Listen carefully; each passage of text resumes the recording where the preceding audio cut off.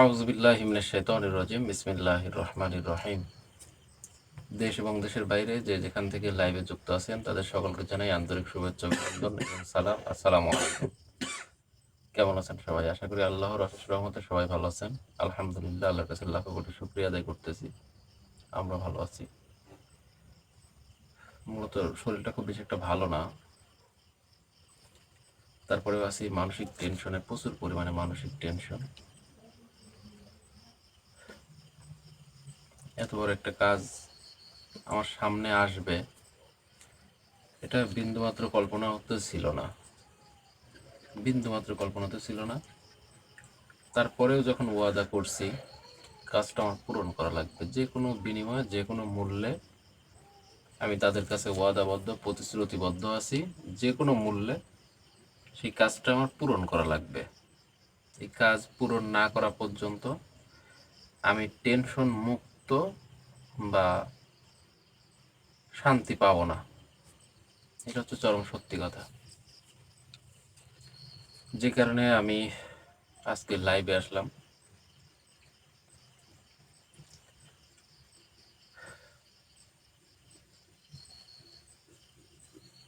যতটুকু আশা ছিল, যতটুকু আশা ছিল সবাইকে নিয়ে,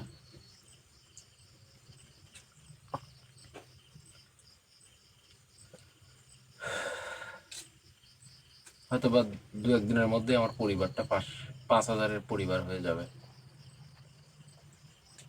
সবাইকে নিয়েই আমি পথ চলি, চেষ্টা করি সবার সুখে দুঃখে পাশে দাঁড়ানোর জন্য। বিগত দিনে বেশ কিছু জিনিস আমি উঠাইছি, হয়তোবা আপনাদের কাছে সেই জিনিসগুলো পৌঁছাতে পারি নাই। কিছু কিছু মানুষের কাছে না পৌঁছানোর কিছু কারণ থাকে। একটা উপসর্গর জিনিস যখন একজন ব্যবহার করবে বা একজনের কাছে আমি পাঠাবো, সেটা যদি তার ক্ষতির কারণ হয়ে দাঁড়ায়, সেটা কিন্তু আমি পাঠাতে পারবো না।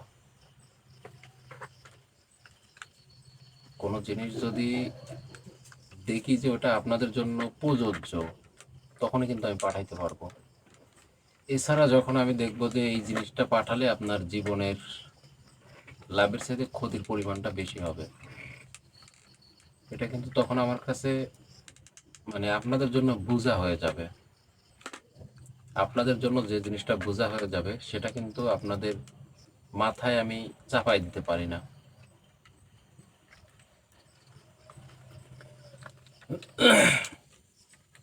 বিগত দিনে যে সমস্যাগুলোতে পড়ছি, যে কোনো সমস্যায় পড়ছি, আলহামদুলিল্লাহ আপনাদের ভালোবাসা দিয়ে, আপনাদের চেষ্টা দিয়ে আমি সেই সব বিপদ থেকে উদ্ধার হয়ে আসছি। তো মূলত আজকেও বিগত লাইভগুলো আপনারা দেখতেছেন, আসলে আমার নিজের জন্য কোনো কিছু চাই নাই, কোনো দিনও না। আমি যত কষ্টই কেন না থাকি, তারপরে কেউ বলতে পারবে না যে হাফিজ ভাই আমার থেকে আপনি এই জিনিসটা চাইছেন। কোনো সময়ের জন্য কিন্তু আমি চাই নাই আপনাদের থেকে কোনো জিনিস। শুধু এতটুকু চাইছি যে ভালোবাসা দিয়ে পাশে থাকবেন। আপনাদের ভালোবাসা, আপনাদের দোয়া, এটাই হচ্ছে জীবনের সর্বোচ্চ পাওয়া। আমি এই কারণে সর্বপ্রথম বলি যে যদি কোনো ভুল করে থাকি তাহলে অবশ্যই মাফ করবেন। এরকম ভুল যদি করে থাকি আপনাদের মনে দুঃখ দেওয়ার মতো, তাহলে অবশ্যই মাফ করবেন। মূলত লাইভে আসা একটাই কারণে, আমি সেই দরবেশ এবং তান্ত্রিককে মুক্ত করার জন্য যে ওয়াদা করছি, সেই ওয়াদা অনুযায়ী আমি আমার 5,000 পরিবারের পক্ষ থেকে আশানুরূপ সাড়া পাই নাই। তো যাই হোক, তারপরে কিন্তু আমি থেমে নাই। আলহামদুলিল্লাহ, আমি বলছি যে আমার জীবন দিয়ে হলেও আমি সেটা পূরণ করব। আমার চিন্তা টেনশনে কোনো কিছু ভালো লাগতেছে না, এতটা পরিমাণে চিন্তা টেনশনের মধ্যে আছি। আমাকে দেখলেই আপনারা বুঝবেন যে আসলে আমি কোন পরিবেশের মধ্যে আছি, কতটুকু টেনশনের মধ্যে আছি। লাস্টে একটা হিসাব করেছি, সেটা হচ্ছে যেহেতু 1 সপ্তাহ সময় আছে,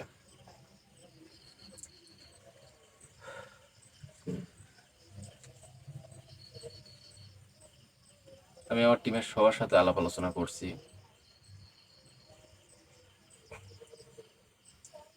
আরিফের সাথে আলাপ করছি, শাহেদের সাথে আলাপ করছি, মিরাজুল ভাইয়ের সাথে আলাপ করছি। সবার সাথে আলাপ করে জীবনের একটা সিদ্ধান্ত নিয়েছি।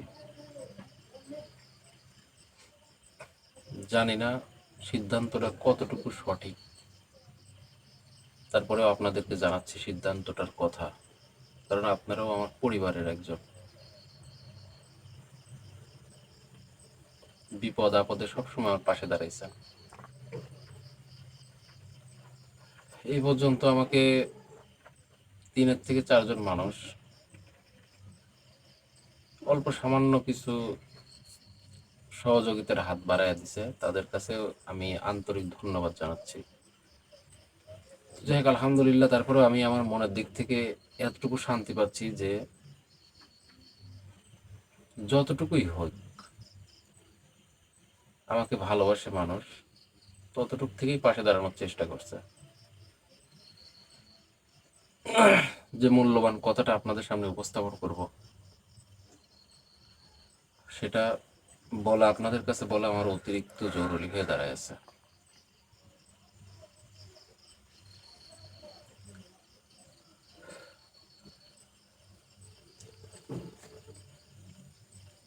আমি যে ওয়াদাটা করছি, এই ওয়াদাটা আমার পূরণ করাই লাগবে।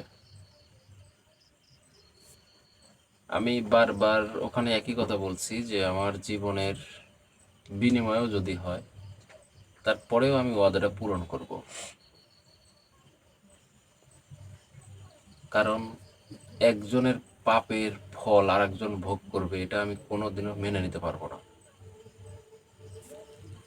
কোনোদিনও মেনে নিতে পারবো না। মানুষ দেয় না, অন্যের জন্য জীবন দিয়ে দেয় না? অনেক মানুষ আছে ভালো কাজের জন্য জীবনটা উৎসর্গ করে দেয়। যাই হোক, আমার আর জীবন দেওয়া লাগতেছে না, কিন্তু জীবনের মূল্যবান জিনিসটা হয়তোবা ক্ষণিকের জন্য অপরজনের কাছে রাখা লাগবে।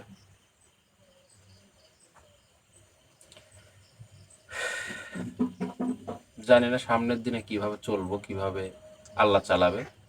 চালানোর মালিক আল্লাহ। আল্লাহ বলছে, তোমরা রিজিকের জন্য বিন্দুমাত্র চিন্তা করো না, রিজিকের ফয়সালা আমার হাতে। তোমরা প্রতিনিয়ত সৎ পথে থাকো, সঠিক পথে থাকো, সঠিক কাজে নিজের অর্থ ব্যয় করো। তোমাদের চালানোর মালিক আমি। হায়াত, মৌত, রিজিক, ধন দৌলত সবকিছু উপরওয়ালার হাতে। সকালবেলার ধনী রে তুই ফকির সন্ধ্যাবেলা, অনেক মূল্যবান কথাটা। আজকে আপনার কাছে সম্পদ আছে, আপনার কাছে ধন দৌলত আছে, এমন হইতে পারে সকাল সন্ধ্যার সময় আপনি পথের ফকির, আমি পথের ফকির। এটাই কিন্তু স্বাভাবিক, এটাই স্বাভাবিক। কোটি কোটি টাকার যাদের সম্পদ, তারা কিন্তু আরামে ঘুমাইতে পারে না। অথচ যাদের কাছে সম্পদ নাই, যারা পথের ফকির কাঙ্গাল, তারা কিন্তু বিন্দাস রাস্তার উপর গাছের ছায়ার নিচে আরামে ঘুমায় পড়তেছে।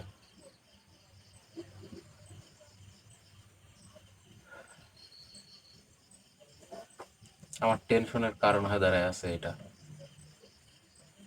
আমি তাদের কাছে ওয়াদা করছি, আল্লাহ যেন এই ওয়াদাটা পূরণ করার তৌফিক দান করে। আপনারা সবাই দোয়া করবেন। যদিও কথাটা বলতে অনেক কষ্ট হচ্ছে, তারপর আপনাদের কাছে কথাটা বলতেছি।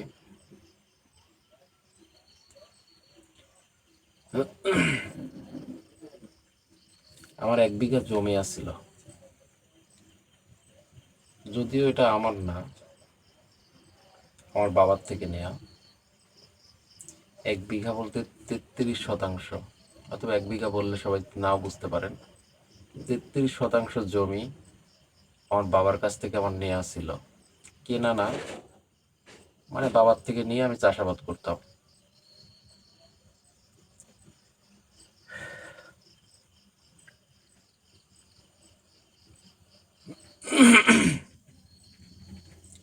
সামনের দিনে কি হবে সেটা বুঝেই কিন্তু আমি সিদ্ধান্তটা নিছি।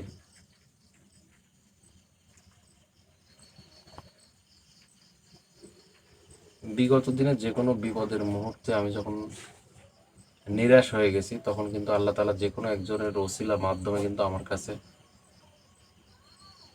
আমার চিন্তা মুক্ত করার কারণ যে কোনো একটা চলে আসছে, যে আমি যেটা নিয়ে চিন্তা করতাম সেটা আমার পাশে দাঁড়ায় গেছে, আর সেটা নিয়ে চিন্তা করতাম না। কিন্তু এত বড় কাজ, এই কাজটা এখন মূলত আমার অনেক বড় টেনশন, চিন্তার কারণ হয়ে দাঁড়ায় গেছে। 21,000 দরবেশের কাছে, 21,000 তান্ত্রিক, তাদের কাছে আমার ওয়াদা দেয়া, এটা আমি বরখেলাপ করতে পারবো না। তাই আমি এতটুকু সিদ্ধান্ত নিছি, যে জমিটা আছে 33 শতাংশ, সেই জমিটা আমি বন্ধক রাখতেছি। হয়তো আমার মুখের কথা নাও আপনাদের বিশ্বাস হইতে পারে, ইনশাল্লাহ আমি কথাবার্তা বলতেছি, ওটা হয়তো বা 2-3 দিনের মধ্যেই সম্পূর্ণ ফাইনাল হয়ে যাবে। সবাই তো সবাইকে বিশ্বাস করে না, টাকার বিষয়টা হচ্ছে আলাদা। যার থেকে আমি টাকা নেব, ও সুন্দর করে একটা স্ট্যাম্প করবে, সেটা অবশ্যই প্রয়োজন পড়ে আপনাদের দেখাবো।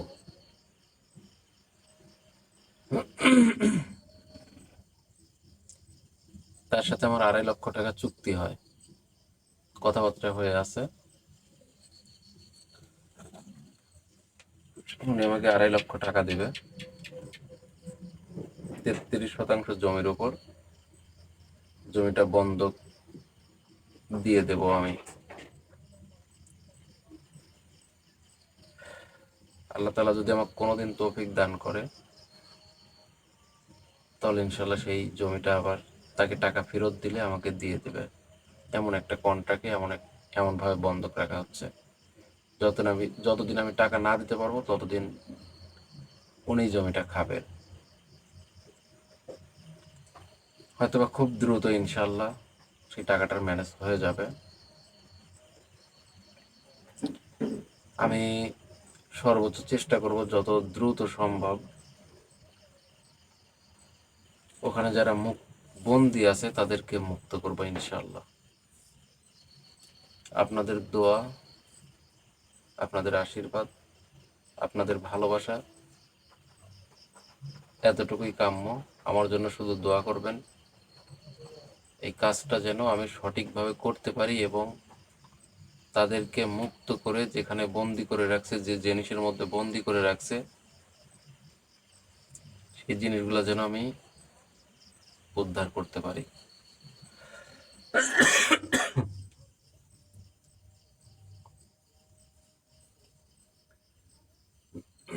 ছোট থাকতে ছোট্ট একটা কথা বলি,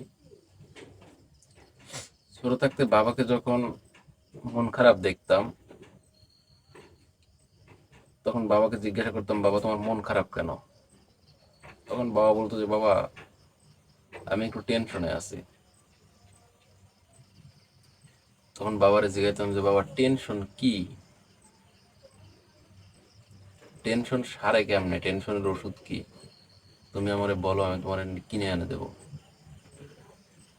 তখন বাবা বলতো যে বাবা তুমি বড় হও, বড় হলেই বুঝবা যে টেনশন কি।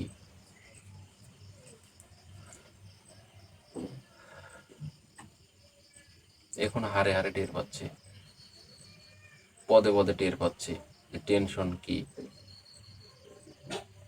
টেনশন কি শুধু নিজের জন্যই, নিজে ভালো থাকার জন্য, নিজের পরিবারকে ভালো রাখার জন্য টেনশন? না, সবাইকে নিয়ে যেন ভালো থাকতে পারি, সবার ভালোবাসা নিয়ে যেন পথ চলতে পারি, এতটুক ভালো রাখার জন্য, ভালো থাকার জন্য কিন্তু টেনশন। নিজে ভালো থাকতে বেশি কিছু প্রয়োজন হয় না, বেশি কিছু প্রয়োজন হয় না।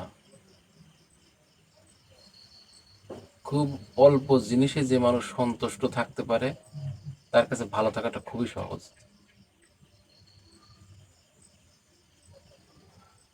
মির্জা গালিবের একটা উক্তি দিয়ে শেষ করব।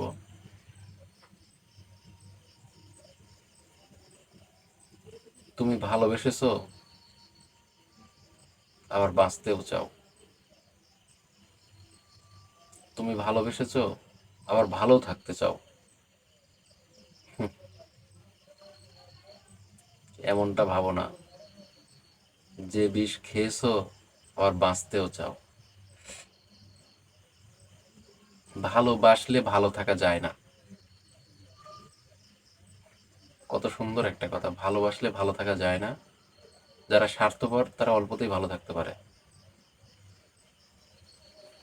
যাদের শুধু নিজের চিন্তা ভাবনা। পরের লাইনটা এইভাবে বলছে যে তুমি বিষ পান করেছো আবার বাঁচতেও চাও। তার মানে ভালোবাসাটা বিষের সাথে তুলনা করা হয়েছে।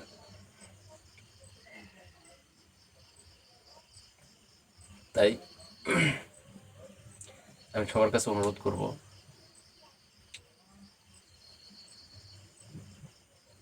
আপনারা যতটুকু পারেন,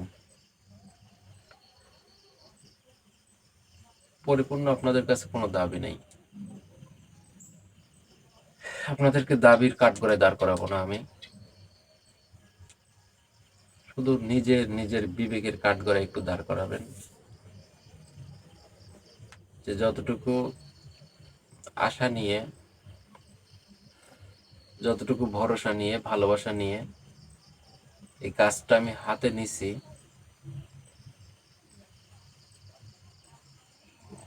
আসলে কি ততটুকু ভালোবাসা আশা কি আপনারা পূরণ করতে পারছেন?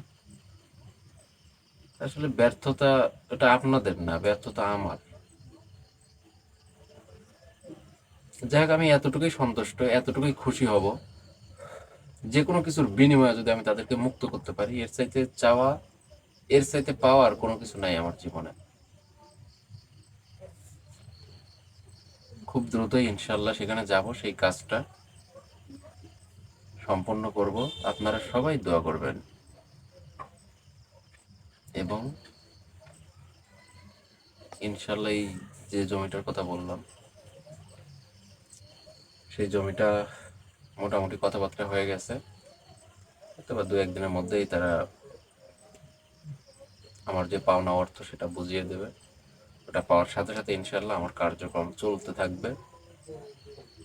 আপনারা সবাই দোয়া করবেন এই কাজটা যেন আমি সঠিকভাবে করে তাদেরকে মুক্ত করে, তাদেরকে মুক্ত জীবন দিয়ে, তাদের কাছ থেকে যেটা পাবো সেটা যদি প্রয়োজন হয় বিনা স্বার্থে আপনাদের মাঝে বিলায় দিতে, ইনশাল্লাহ আমি কার্পণ্যতা করব না। কারণ আপনারা জানেন আমরা, আমাদের উপর একটা অন্য লেভেলের জিনিস একটা কাজ করে।